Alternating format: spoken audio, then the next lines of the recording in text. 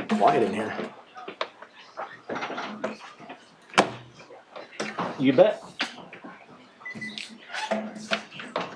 I am Jerry. Thank you very much. And here with head football coach Mark Helfrich. 1-0, his first victory as a head football coach, 66-3 over Nicholls State University. Coach, your thoughts on a real solid win today? That's a fair word. Solid. I just told the team, welcome to Oregon football. We win 66-3, and there's a little bit of some element of disappointment or improvement or desire to be a little bit better, and that's a good thing. Offensively and defensively off to a great start. Just needed to sustain it there in the second quarter, and for whatever reason didn't. But I don't think we turned the ball over, did we? We'll get an education on the targeting rule and get that all straightened out this week.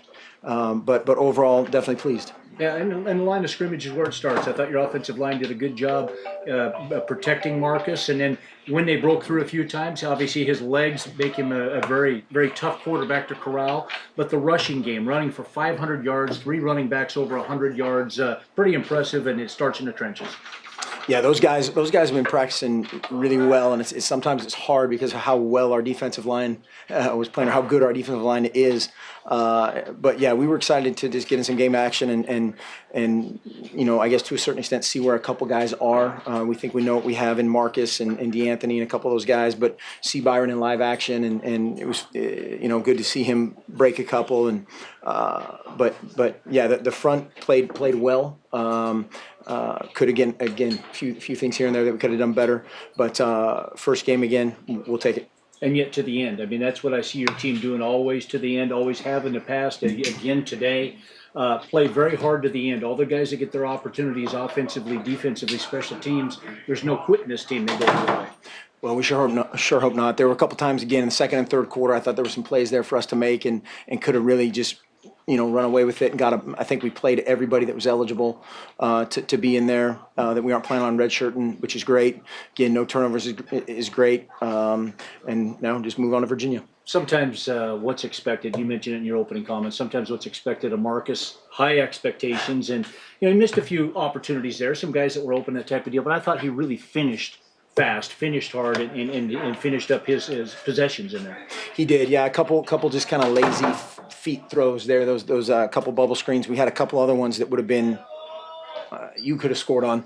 Would have been huge plays that we just didn't block very well. And so we'll get that cleaned up. But yeah, overall, Marcus played pretty well. Let's talk about the defensive side of the ball. 3 points is all Nicholls State is able to put on the board, and at times move here and there. But bottom line is points were not put on the board, and some takeaways to go with it. Absolutely, and we offensively needed to complement those turnovers, and had the one that got reversed, which was really close. But yeah, defensively played really well. They did a nice job of milking the clock and trying to get as much out of that as they could to keep the offense on the field and try to kind of dial up a couple plays offensively for them. And that guy that came in did a nice job, and I hope the other quarterback, I hope he's okay, obviously. Yeah. You guys never gave Henderson or Abear really a chance to get comfortable back there because of the pressure by your defensive line. Yeah, which is always key when you can get there with 3 guys. That you can mix coverages, you can protect some guys in the back end, and I thought the defense did a great job all day. Special teams, your thoughts on that? Hit and miss. We saw a touchback. I don't know. We had to maybe explain that rule there for a little bit for some of the people, but which was good. But then we would try not to kick the ball out of bounds multiple times. Made a field goal, which was good to get off the schneid that way, and just give Alejandro a little confidence. Our plan going in was to alternate Alejandro and Matt in place kick situations, and we never punted, right? So that never became an issue, but Alejandro has been practicing really well all fall. So, okay. And in the coverage game, you get in a situation like this, and there were a couple guys where you're taking out starters and getting to your second or third guy on a certain unit.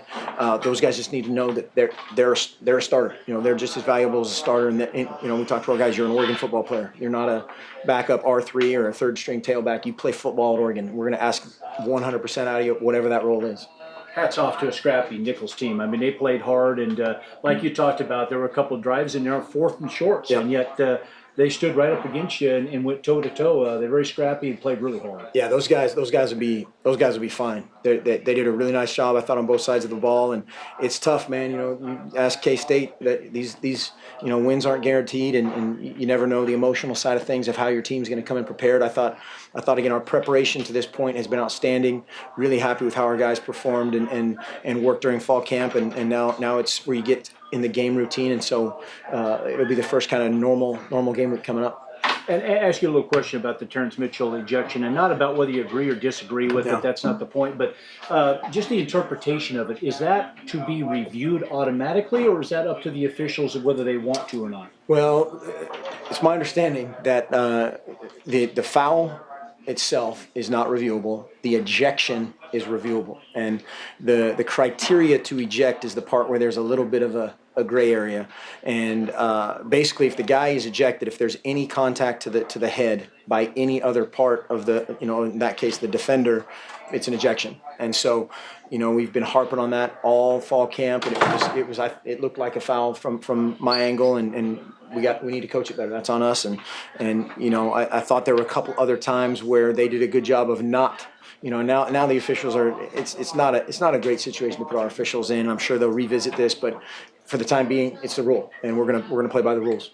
Great. Well, a trip back east to ACC country, the Virginia Cavaliers, and it's going to be a long trip cross country, and obviously another step forward and step up as well. Definitely. I don't know. They play right now, or maybe ongoing. Yeah, they were right in a now? weather delay for quite some time. I don't know if they've resumed that with BYU. Yeah. Okay. We never had that problem here at Autzen Stadium, right? But yeah, looking forward to that, and looking forward to getting started on those guys, and it's the next challenge. Okay, Coach. Well, congratulations on your first victory. Look forward to talking to you next week. Thanks, Jorgie. All right, Jerry, back up to you. General questions for Coach Helfrich. If you're ready, man, I'll call you out. That's a lot of questions right there. Go ahead. No mic? Okay. I don't believe we have a mic. Hey, Mark. D'Anthony, 11 carries, 100 and something yards, I think, in the first half. You went with him strictly, running back right out of the gate, clearly as your starter. There was some impression that Byron would get a lot of carries too, as perhaps a featured running back. Is D'Anthony just that far ahead of Byron as a running back right now? No, I mean, D'Anthony's a dynamic player, number one, and Byron's a really good tailback, and I don't know who gave you the impression that was going to be the case, but we're going to feature both those guys in different ways, and kind of game plan by game plan.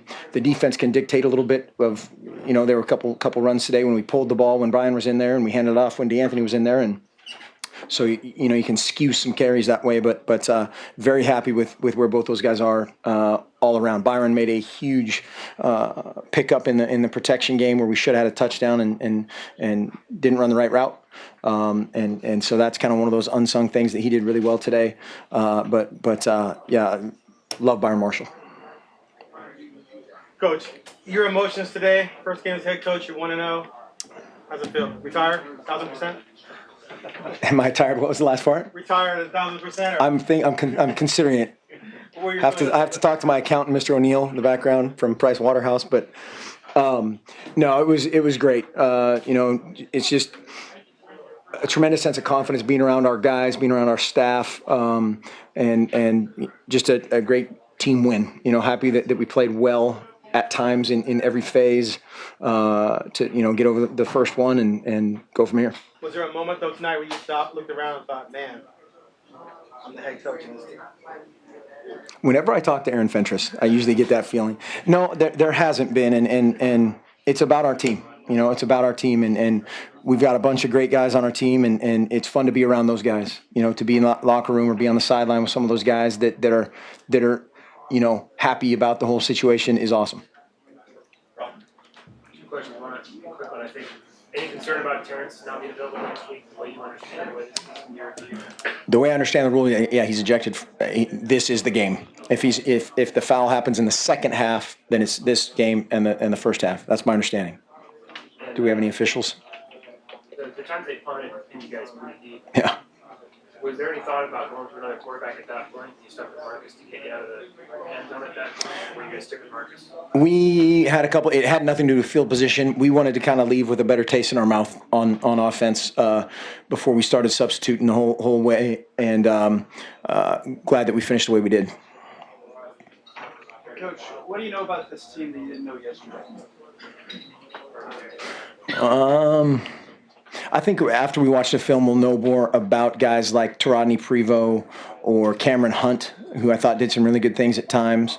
All those guys that were kind of in that unproven mode, and that's been kind of the story throughout the tail end of fall camp. Is our veteran guys have practiced really well. It's the freshman newcomers type guys that we need to, whatever. I mean, we had a couple guys going. We have a thing called Fast Friday. We had a couple guys almost kill themselves on Fast Friday, which we were going fast, which that's good, but we don't want to injure guys on Friday. And we almost lost. We had one guy that couldn't play today because of that. So we just need to learn how to practice, learn how to kind of just our mode of operations and go from here. Coach, how did you feel about this pace? Okay. A little. I thought defensively they were very well rested, given how those guys ran their offense. Offensively, a little ragged at times. Could have played a little bit more cleanly and just in alignments, assignments. Had a couple busts, which mental errors. In a first game, that's one of the things as a coach you try to keep it simple to a certain degree because there's going to be a little bit of a higher level of anxiety for some of those new guys. We had a couple veterans make a couple of those mistakes, so that's never good to see, but we'll get it cleaned up.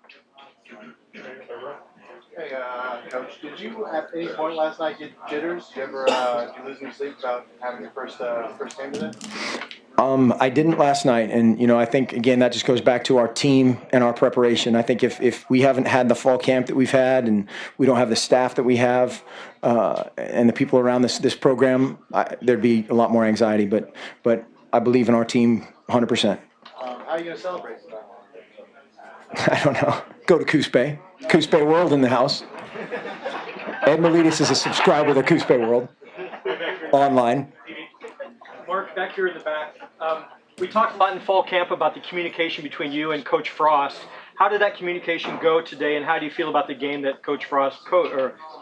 I thought he did a great job. That was one thing that we're working through. We haven't done it in a game before, and it's good that a game of this nature kind of played itself out, and you got through a couple of those kinks where I'm yelling on top of him and he's yelling on top of me, and that's a good thing. That's how we kind of like to do it. But he did a great job. The stuff that we need to clean up, it has nothing to do with that part of it. Yeah. Mark, last Saturday after practice, I'd asked you what you thought about going out and go back to your first game. When you coming out of the tunnel for the first time as a coach, what was going through your mind today? The first time you walked out on the field. I had my arm around Marcus Mariota, and I felt really good. You've been in the box. What was it like for you being on the sideline? That's weird. Yeah, that's my first game since 1996. 96 of being on the sideline. It's different. It's different. But and just more the game management part of it. That part of it is a little bit different. But it's a completely different energy to be. Obviously with our crowd and our players, which that part's a lot more fun. What point did you make the decision to go Alejandro versus that pre-game time? You're watching warm-ups? Or? Last couple days as a punter. Is that what you're talking about? Well, we were going to alternate those guys, so we didn't. I mean, he went out there first, and so I don't know if there was a seniority coin flip or anything, but what's that? Just impressions after the fact now, how they were good, made them, so that part's good. It'll be ongoing competition, I think, from here. Coach, you brought Colt Ireland in the backfield. Is that your third option now, or is that a package you're going to keep down the road?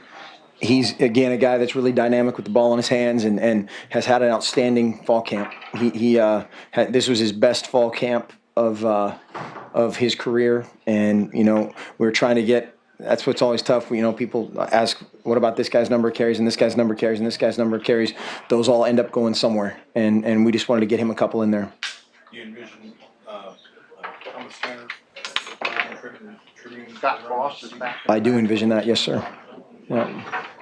Can you talk a little more just about how D'Anthony got things started for you guys, and then just being able to have the luxury of 3 guys going over 100 yards rushing? Who was the third? Marshall and Mariota. Oh, Marcus. Okay, I wasn't thinking him.